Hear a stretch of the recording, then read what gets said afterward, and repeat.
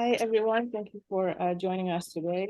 This is the 9th edition of the Romanian Film Festival of Seattle, which is organized in partnership with the Romanian Film Festival Arizona, and they're having their second edition this year. This is a discussion about the film Spiral by Cecília Felméri. She's currently the assistant professor at Sapienza University in Cluj-Napoca. She's also one of the founding members and vice president of the Hungarian Film Association of Transylvania. This is her first feature film. And we're also happy to be joined today by Monica Filimon, which will be moderating this discussion. She's an English professor at Kingsborough Community College in New York, and she's also a film critic.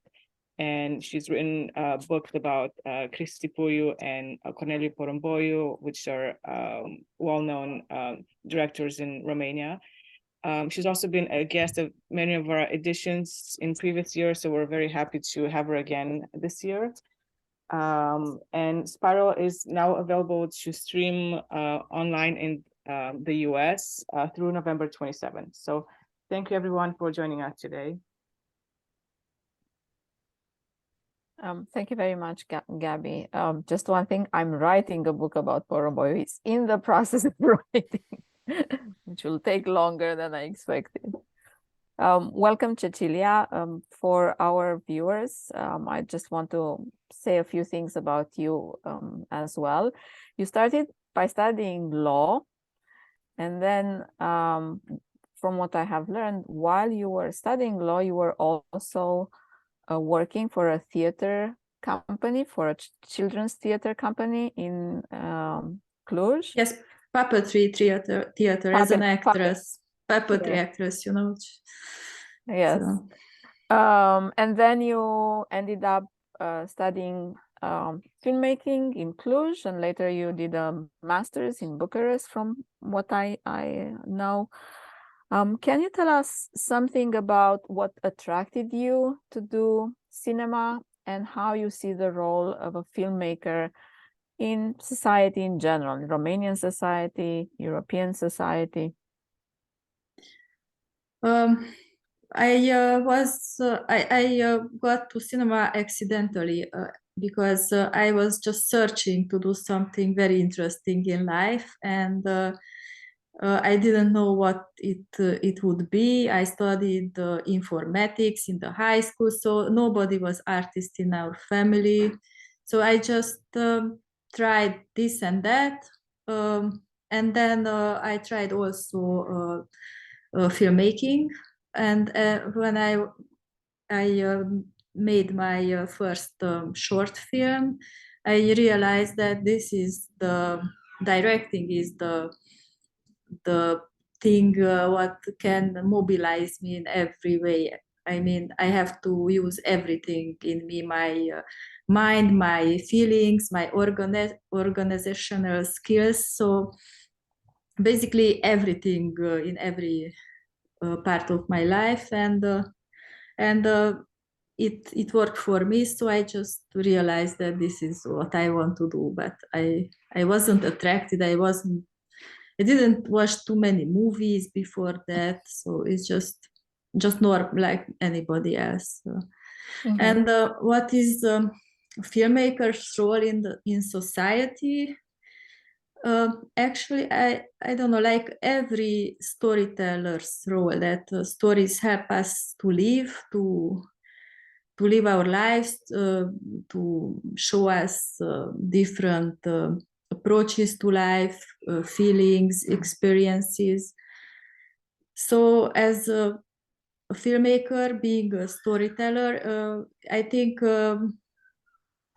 we just tell stories, and of course we have to tell stories which are important for us, which we resonate. We have to be honest and find the subjects that really interest us, because that we can make maybe in a way that will interest also other persons, and maybe help them in life in a way or other. Mm-hmm. The Spiral is your first feature film, and from what I have read, it took you about 2 or 3 years to write the script. The film has been awarded prizes at Salonique and at Warsaw, and it's stunning, if I can say so. The visuals, as we were just talking a little bit before the beginning of this session, the film is stunning, not only in terms of style, but also I think in the approach to the issue at hand, the loneliness of, as I've read it, people's ultimate loneliness. Can you tell us something about what inspired you to write the script, and about the process of writing the script? You know, whether there are any issues or problems that you see today that you think the film addresses. And for our viewers, the film was released in 2020, so it was written and produced before the pandemics, and it's quite prescient in that respect.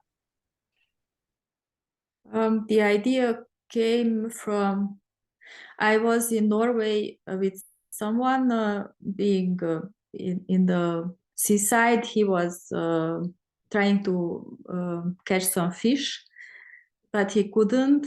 And I was feeling guilty about something, and I thought, oh, if he would know, he would kill me, put in the water, and then he could catch some fishes, maybe. So it was this idea. And later it kept coming back to my mind that maybe it could be a good story, and I tried to develop the story, and it of course it changed, and things changed a lot, and for me it was really hard to write. For me it's very hard. I would prefer to get some readily made good script and just direct it, but it never happens, unfortunately. So I had to develop it, and I got some help, of course, but it took a long time. And what was the last question? Whether you saw any issues in society. Yeah. I don't know. I didn't start from a societal perspective, but from my personal perspective. That for me, the film was a little bit mostly about being not. Paying no attention to others may lead to death, or the relationships death, or the person's death in this case, and it doesn't absolve you neither any childhood trauma of this. So like if you are not paying attention, then it's not justified by any childhood trauma either, something like that. And maybe and that you can move forward after a trauma, and you have to do it, because otherwise you can hurt yourself and the others around you. So these was the topics of my film, and I think many people can relate to this who are open to explore this kind of style of the film, like being an art house film mostly. So if they are open, they can relate to the story in this point. I think the film is quite, as I've said, it's quite ominous for what was to come in 2020, this isolation that everybody experienced. And then post-COVID, the frustration, and animosity that people seem to exhibit in many cases at the smallest, invitation to have such reactions. So this lack of communication and the, let's say, lack of awareness of other people's feelings and frustrations, and how, lack of empathy ultimately, I think was quite interestingly portrayed, depicted in your film. One of the questions I had was about the protagonist. And since you went on that track, about the trauma in childhood and how those things can affect you, it seems that he's obsessed with this lake, and he cannot, as you pointed out, he cannot escape what happened to his family, and that is just suggested at different points in the movie. I would like you to tell us something about maybe how you thought about this character, how you wrote it into the script, and also about the process of casting Bogdan Dumitrache and how you worked with him. The film is in Hungarian, and from what I've understood, his voice is dubbed, although he learned and was able to pronounce all the lines in Hungarian. I thought that was interesting. So if you could just tell us a little bit about the protagonist as a character in the movie, but also about working with Bogdan Dumitrache. This character is basically someone who lives where is more comfortable to him, so he doesn't want to just move on and accept uncomfortable situations. For him is easily to go all the old ways, to live like that. And Bogdan, I was first casting in Hungary, in a Hungarian language, of course, because the film speaks Hungarian.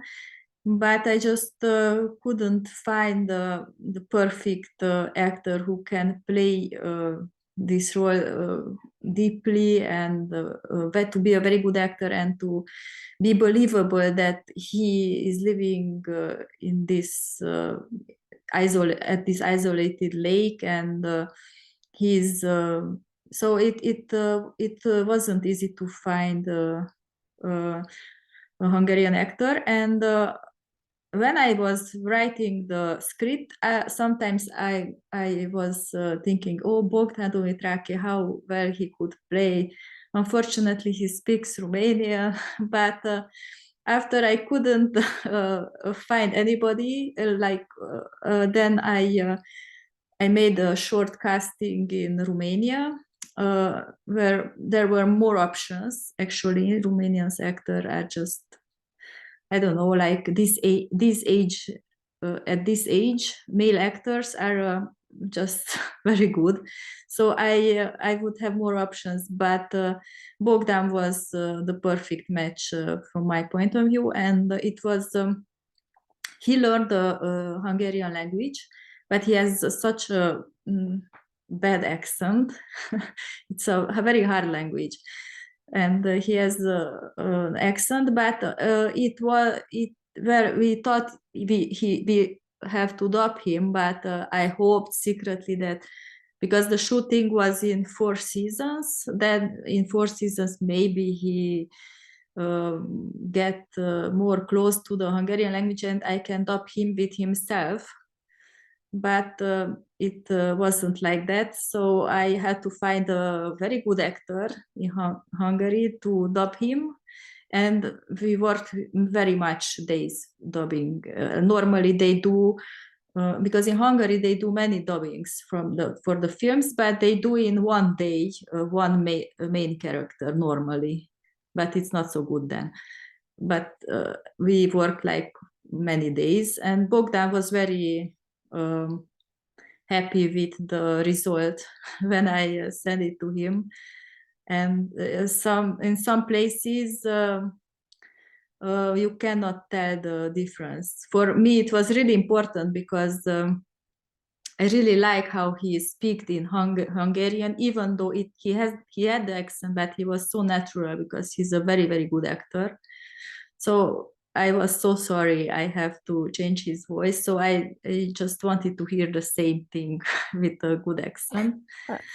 It was actually interesting to hear another voice over his face.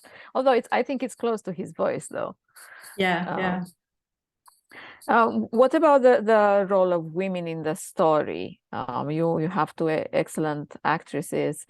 Janka, I think, if I hope I don't mispronounce it, seems sort of a disposable character to some degree. Even the Bence's the protagonist's aunt or somebody says at some point that she has no family out there, and her death, while mourned by the character, seems to in a way be buried so fast with the appearance of the second woman, Nora.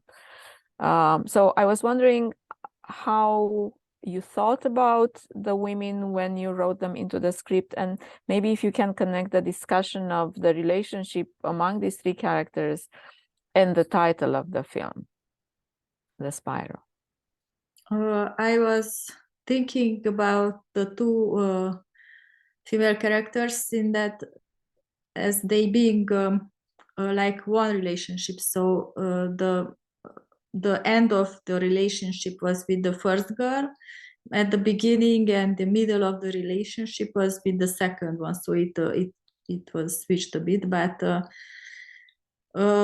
it's like they wanted to stay here to live in this paradise, but it wasn't easy for them living so isolated and with a character with so much so less communication, and basically in a way these relationships was sorted to death in a way, but not necessarily. We could think that not, but because of the main characters lack of empathy, and you formulated much better than me,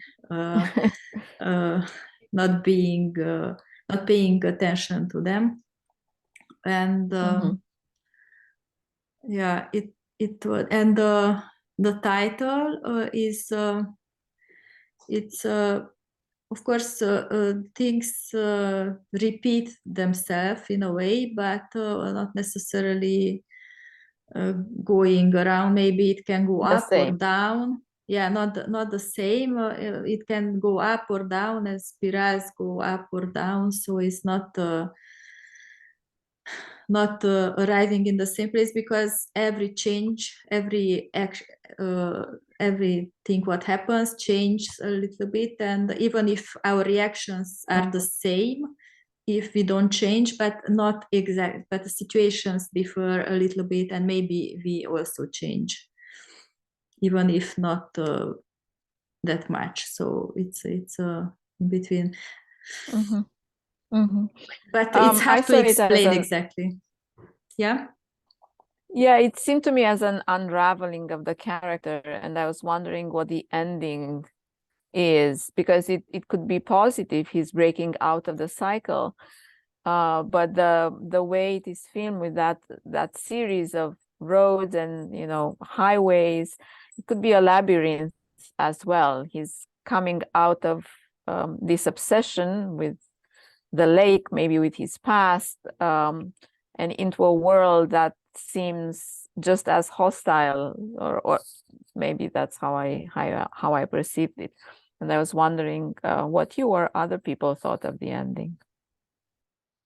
We were thinking that it is a happy end, as happy as possible, because you cannot just make a happy end after this story, because what happened just changed him, and it has many bad things happened. So there is a hope, because if he leaves the lake, there is a hope he can change, but change don't come in one day, and it's just we tried to make happy end, but a realistic happy end.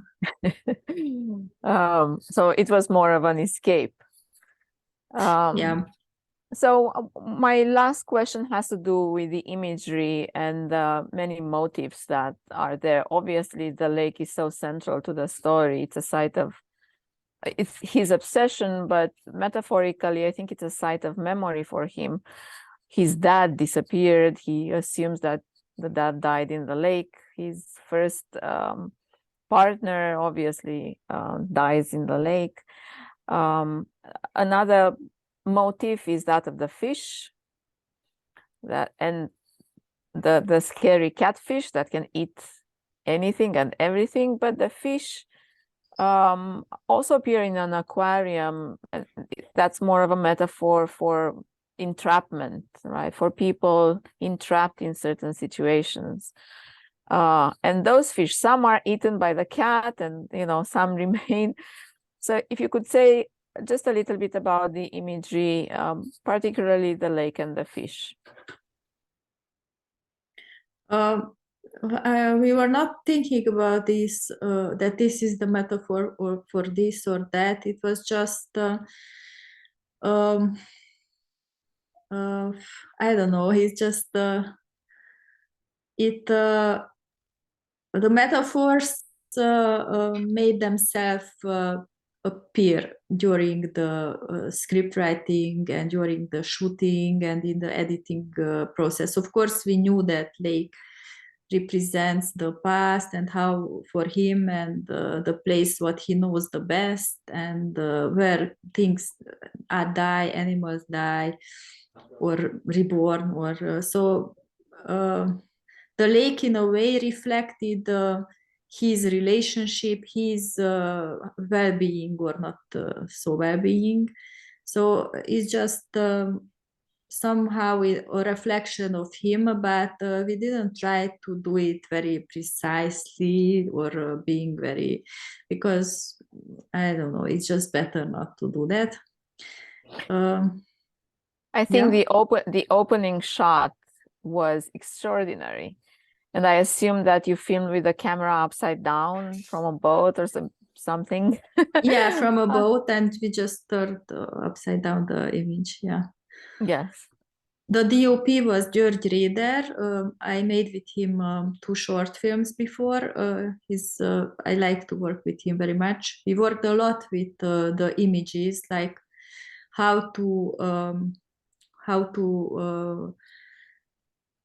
shoot the film, and we wanted to show each character from in his words. So every scene is shooted from a perspective of one of the or the other of the characters, and yes, it feels very much like what we have in writing. It's called free indirect discourse. When you travel practically through the conscience of each character, from one character to another. And I don't think it was easy to write it that way. Yeah, it wasn't. Yeah, it was. I was written thinking like that, but the scene itself not necessarily was correlating with the style I wanted to shoot it. So we have to make some. Yeah. What about the fish? The fish are extraordinary. They eat other fish. They are eaten, and the protagonist, eventually, before leaving, he just takes out the catfish that he had, let's say, imported into the lake, and that seemed to be like the piranha eating everything. Yeah, because those fish is better to be burned or burned, because they was the fish, of course, what eated the girl, and he just wanted to finish his job before he leaves. Yeah, the fish was it's sometimes the hope, the new beginning, like a good business opportunity. This fish, but or sometimes it's just eating things. So like nature being cruel and dying, and just being nature. Yeah, and there's a way in which really immersing yourself into nature and really paying attention to the little details in a very realistic way becomes symbolical eventually, maybe without, one's intention. But we tend to read too many things into nature, I guess, at some point. I would like to open the floor now for maybe other people's questions.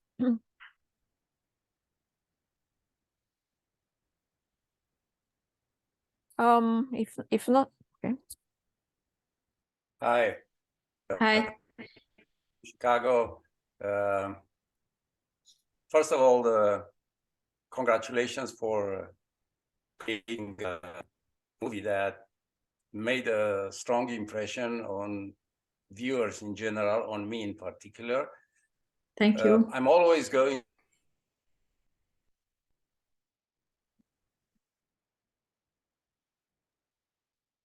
Marius, we lost you. I cannot. The sound. We cannot hear you. How about now? Yes. Yes, yeah. No, we lost you again. Right, I try again. Right now it's okay. All right, so I was saying that I believe art should communicate emotions primarily.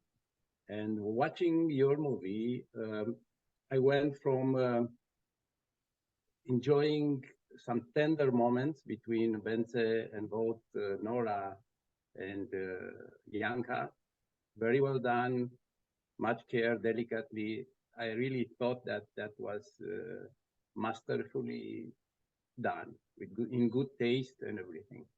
But at the other end of the spectrum, I was frightened, not necessarily, but appeared to be violent, like Janka's death. But as Hitchcock famously said, it's not frightening what happens, but what is about to happen. So to me, Nora swimming in the lake with the killer catfish roaming, that really scared me. So again, as a movie lover who is out there for strong emotions, congratulations again. You made me go on a roller coaster. And I do think that both cinematography and sound played a role. You addressed cinematography. Can you say a little bit about the sound, how you created a variety of sounds, but also their intensity and so on, such that these strong emotions get communicated to the audience? Yes, the sound was very important apart from the beginning, because we wanted to show each character feeling differently in the same environment. So we wanted to construct each character, what he hears mostly. Of course, you cannot notice necessarily the difference so much, because it was not the point, but we worked a lot with the construction of the sound in post-production with the sound designer, and yeah, it was we used many nature voices recorded at the location, and of course others, but the most important thing for us was to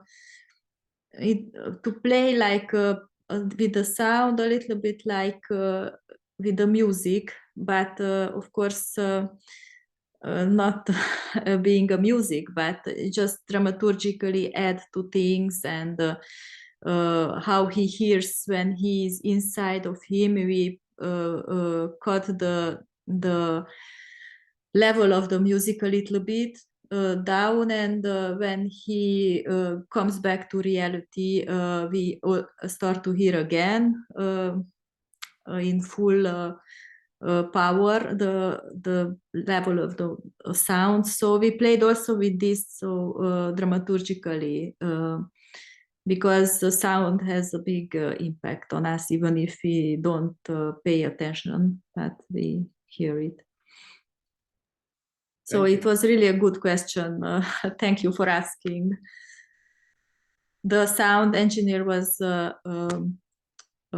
sorry. Yeah, he's also from Hungary, and he's a very good one. Thank you. You're welcome. Cecilia, again, congratulations for your film.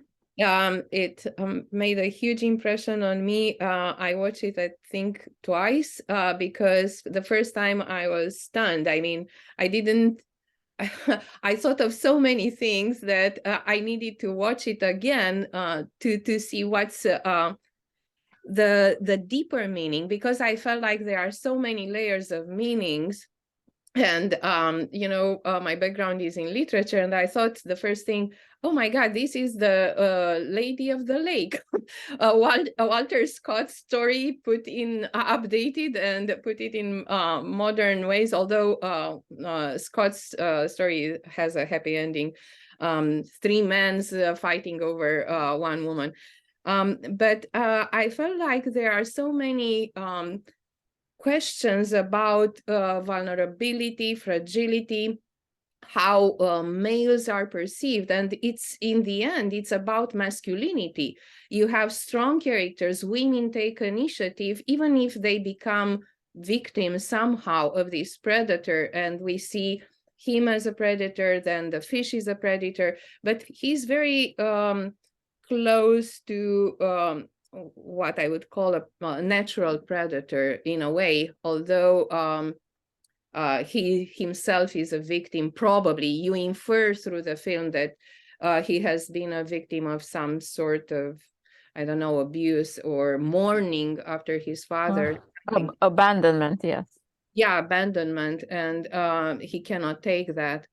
And I was wondering how you built this complexity, and what's the, I hate to say power dynamic, but what's the dynamic between the male character and the female characters? At the beginning of the relationship, probably they just want to join him because everything seems so perfect, like a paradise, and he's a nice guy, and he's very silent, and they cannot know what he thinks, and it's interesting for many women. And then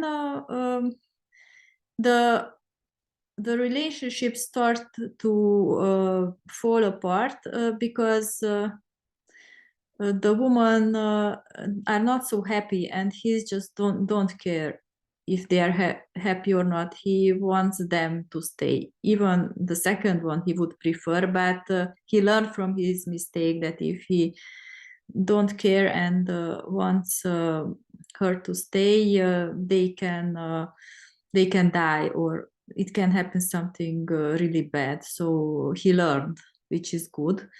But normally it's like the woman wants to him to listen to them, but he's not really listening. So this is somehow the relationships situation after the first period ends, which in the second relationship wasn't so happy either, because in the second story he was already afraid. He had a secret, and with that secret he could not enter in a good relationship even if he wanted to, because he could not tell to the second girl that what happened with the first one, but living with this big secret and heavy secret in a relationship, with always fearing what will happen, will she find out or not, destroys the possibility of having a good relationship, which she didn't know. So he wasn't taking care of her again, not entering in the first place in this relationship with her, knowing that what secrets he had. And of course, he wanted a second chance, and maybe we want him to have a second chance, but you cannot have really a second chance with entering with a big lie and or not telling something. So I thought about this kind of. Thank you. And as Monica was, Reka, please. Hi, I'm Reka and I'm listening from Arizona. And I don't have a specific question. I just wanted to congratulate Cecilia and thank you all who organized this festival, because it's extremely interesting to watch these movies and have these Q&As and bring this culture here. And it's kind of a fusion between the Romanian and Hungarian culture. And I mean, full disclosure, I'm from Romania, and I am Hungarian, and I know Cecilia. She probably doesn't remember me, but we met a few times in Kolozsvár. I'm from Kolozsvár, and I do think that it's so amazing. We talked a few times, but I never learned as much from her and movie making that I learned today. All the insights that she gave into how this movie was created. And I just wanted to congratulate her and thank you all for organizing it. It was really interesting to be part of it. Thank you. Sorry for not turning on my camera. I have a sleeping baby in my hands. Mine is at the door. Oh, there you go.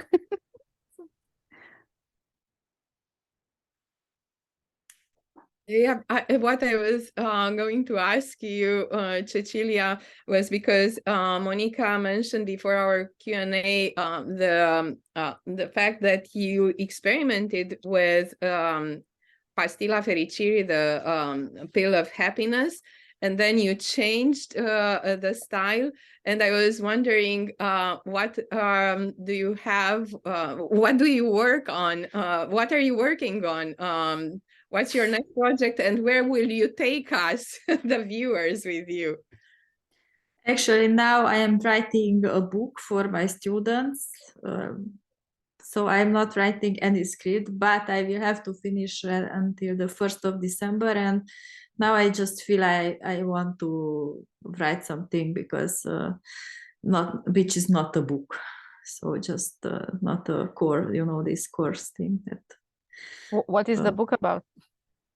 It's for director students, but this is only the first part of script writing and financing, the first two things. I cannot write a whole book in one, because it's just too much for me. So it's practical. It's for learning a few things. Hi, Ottilia. I have a Nice question. to see you. Nice, thank you. I'm still kind of waking up. It's 9 in Seattle, but I'm very happy to be here. And I saw them when the first time I saw the movie. I'm like, oh my God, the same. I think I had the same reaction. That this is a very special movie, surprising, and that we have to bring it to the festival. Because and I saw the trailer and I was waiting for for the movie to be able to see the movie, because the atmosphere, having the main actress who's such a big actor in Romania play this role too, was so intriguing, speaking about fusion between the Hungarian and Romanian cultures. And I was wondering where it was, and then when I saw the movie, and this is a question that came back now after listening to the discussion. Can you comment? I mean, I would like to know your perspective. I mean, I have my interpretation why this happened, but why did he not do anything when he found, when she was there. Why did he keep her there, and what was the motivation? What that was really, I think it was the moment that really shocked me. And I was like, oh my God, this is going to be so nothing, because he becomes a murderer, in a way, so I'm like, what is he doing? Why is he killing her, like by not doing the proper thing, the ritual, going back into society. And as Monica said, it's such a premonition of what was going to happen, with the pandemic. So thank you again. Like, you mean after her death, why he was not? Because it was a big question of the script writing and also of the working with Bogdan on the character, because we didn't want him to be a psychopath or something. So it was very hard to find the proper thing. First of all, he just couldn't let her go, and he wanted her to be around him. And after a while, and of course he was isolated, and it was hard to go in the society and leave her, and he just wanted her to stay. And at the second phase, he was also like living after his own rules. So if he just didn't care about what he should do with society. I think he just wanted to bury her there.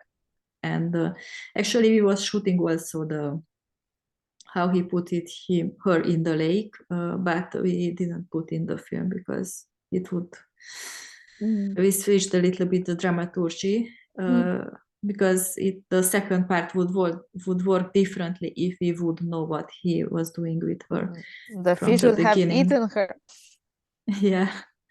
So it's like these two main motivations, that at the beginning he just wanted her to keep close to him, and then he's just too autonomous character to just doing what he wants, what he thinks is correct, and don't care. And it's also in the nature, and it seemed for him more natural than to take her to the city and bury her. Now that you mentioned that there were parts that you did not include into the movie, I'm wondering how often is it that, sometimes you have to change the script, perhaps because of the performance of the actors, or them not being able to perform a scene as you imagined it, and you would have to tweak it, change it just because of that. Does it happen often? Normally, yes, but not in this movie. All the actors were really good.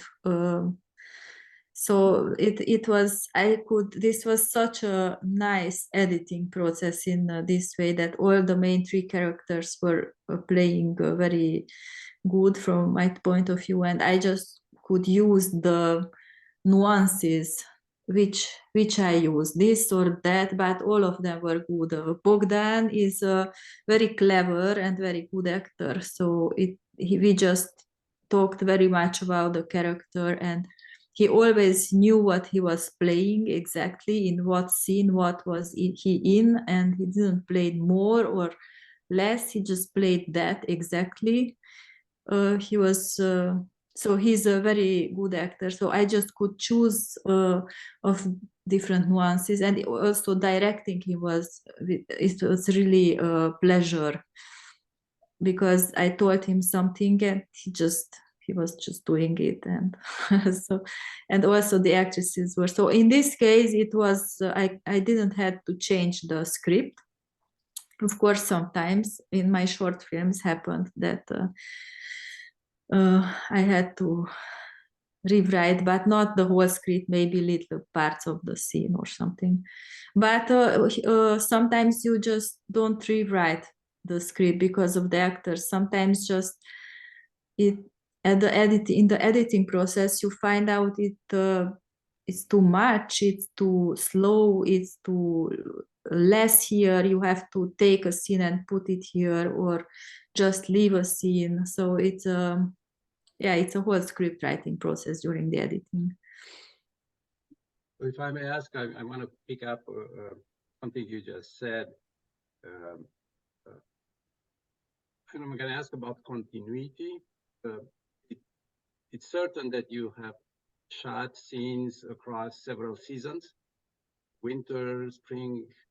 Do you shoot in a chronological order as a script or as a film, tell us the story, or not? Or how was that? It must have been difficult, or maybe it was 2 years or something like that. It was 1 year. We wanted to start with the winter because that was the hardest period, because the lake had to had iced, and in the first winter it didn't happen, so we had to postpone for the second winter. So we started with the spring, and then summer, then autumn, and then the winter. And we were really lucky that we got 1 day with ice, and the next day ice was already melting. So it was a very close to total disaster. We had to write variations for the script if the lake was not getting any ice at all, or then how we do it with the boats, and it was very, very hard. And if it is just half ice, that they cannot walk on the ice, but we cannot enter with the boat either. So we had variations, but normally the chronology, it was hard because we had to go 4 times to the lake and bring all the furniture and all the equipment and the whole teams. And but in a way it was easier because we had to concentrate only on that period, and we always repeated with the actors on the location. It was very good from this point of view because we could repeat with them. We repeated everything. Even more, I'd like to congratulate you and the actors for being able to end up with such a smooth dynamic in the characters' evolution. I couldn't tell that these have been filmed at various times and maybe edited. It seems like the progression in especially in Bence's evolution, his state of mind, his behavior is really remarkable. So excellent work. Congratulations. Thank you. And also in the name of the actors, I will tell them. Yeah. Cecilia, could you tell us a little bit about the reception and the audience? What reactions did you have in Romania or in Hungary? Is there, can you comment a little bit on that? What was the distribution in these both countries? The distribution period, the film came out in pandemic, so it was really horrorful. Like the festivals was screening the film with the first screening was in Warsaw Film Festival, and only the 1/4 of the room could be full. So it was like, even if it was sold out, there were so few people. And then it came out to the cinemas in Hungary after the pandemic. So people could not go because they had no vaccinated certificate. So, but the critics were going, and it had really good critic reviews. So not many, the box office is really not that successful. But you, of course, you never accept this from an art house movie. But it was really hard in this way. But people liked, at least to me, came only people who told me they liked the film. So it's just... talking about, the way people can make movies. You're writing a book about financing. can you tell us something about how a young director can end up producing the first feature, and how easy or not easy can it be to make a second feature film, given what you've said about box office, about the different logistic issues with screening the film here, or I mean even in the United States, but in Romania, in Hungary, in Europe in general. So if you were to advise your students, this is how you should do it, what would you tell them? I think it's very important to have good short films at the beginning with prices, and to have a credit that people believes you that you can make a feature film, and then you have to find producers who believes in you. I was very lucky because my short films I made was with András Muhi. He's a very good Hungarian producer with very good results, like winning at Berlinale, gone in many places with his films. So he had a good credit, and in Romania the co-producers were Tudor and Oana Giurgiu, the festival, Oana and Tudor, the festival of Transylvania's directors, and then we got also a little Eurimage money. So we didn't get too much from any of the countries, but all together it came up with. But it's no recipe, I think. It's really no recipe. In Europe, we are lucky in a way because the states are financing the films, so the films don't have to be a box office success to be financed, and basically that's why we can make art house movies at all, because otherwise it is not profitable.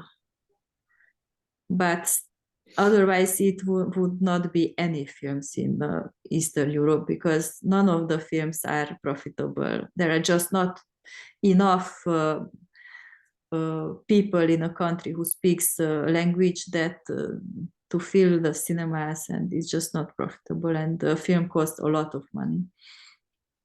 So it's no advice, but the first thing is to make good short films. That's the first step, very important. This is just my personal curiosity, but can you tell us a little bit about Cluj and how having a festival there actually changed the, let's say, the film scene? Are there any theaters for art films in Cluj? Is there? We know a lot of critics, people who write about film, who are based in Cluj, and I was wondering how the festival itself has actually inspired people to go this route, I guess, in their lives. I think festival has a big impact in this point. So I think many people at least know about these things that films can be made, and of course, and there are a few art house cinemas, two at least, and who place art house movies, especially. And there are critics, there are online newspapers, and there are two universities which has film studies. One of them is where I teach, and the other one is Babes-Bolyai University, which is a bigger one. And you teach art? Just, I mean, I know, but I want you to say the name. So yeah, we can teach something. And no, I think I wanted you to say the name of the university just as a form of recognizing the university. Which university? The one where you teach and which you graduated. Sapientia University. And I just thought you said it at the beginning, or no, not you.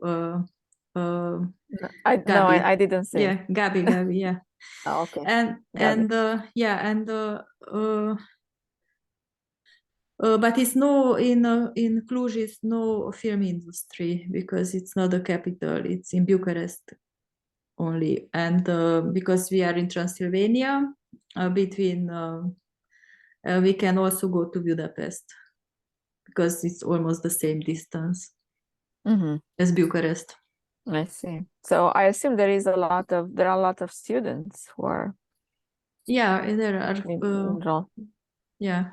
a lot, 25 at each year in our university, and in the other one also like 50 altogether, I think. Yeah, it's very interesting that they see, a life in movies after that. I think that's remarkable. Okay, any other questions or comments? I have a quick question. I'm not sure exactly, maybe I misunderstood initially when you mentioned the casting. They did a casting call in Romania after having done one in Hungary, and it turned out to not be quite as successful as you were hoping. And I think you mentioned the age. So did the age requirement change? Was it perhaps younger initially and then you increased it in Romania, or was that constant? No, it was constant. What we couldn't find in Hungary is a person of whom I believe that he lives near an isolated lake, and who is has who fits this character basically. So there are many good actors at this age, but just wasn't fitting the character precisely. So we couldn't find any. Thank you. Well, you definitely made the right choice, so I appreciate that. Yeah, I think so. All right. Thank you very much, Cecilia. It was a pleasure talking to you. It was a pleasure watching the movie, and we are all looking forward to your next one. Thank you very much for inviting me. We hope to have you as a guest again. Thank you very much. And thank you everybody for logging in today. It's not easy, the different time zones. Thank you. Thank you, Cecilia and Monica, for coming. And please join us. We actually have another Q&A today at 11 a.m. Seattle time. This is for the documentary Woods. So please join us. It's a very great environmental thriller. So I hope you can join us. And we have more Q&As coming up tomorrow and the following days. Thank you, everyone, for coming today. Thank you. Thank you very much. Thank you. Bye.